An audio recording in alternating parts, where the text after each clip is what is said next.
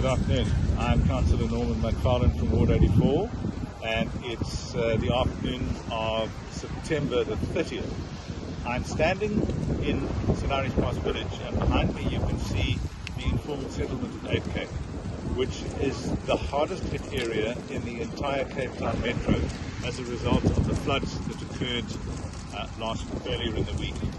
I'm pleased to announce that I have spent the last hour and a half with a multidisciplinary team, including human settlements and disaster risk management from both city, province and national government, making an assessment of the damage that has been caused here and putting plans on the ground to bring the relief that is so sorely needed by the residents, particularly in 8 Cape, who have been so terribly affected by the flood. Many of the houses, in fact most of the houses in 8 Cape, have been completely inundated by mud.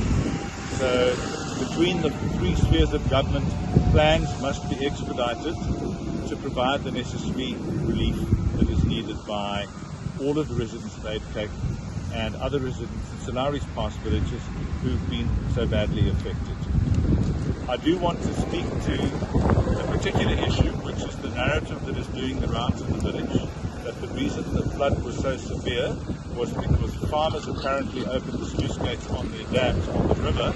That's what caused the floodwaters. That is complete nonsense. I know exactly who is propagating that narrative. It's false. The reality is that 145 millimeters of rain fell in a 24-hour period.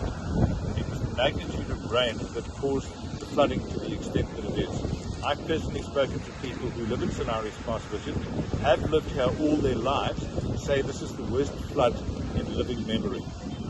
So I need to put to bed this false narrative that it's because farmers opened their sluice gates on the river above the village.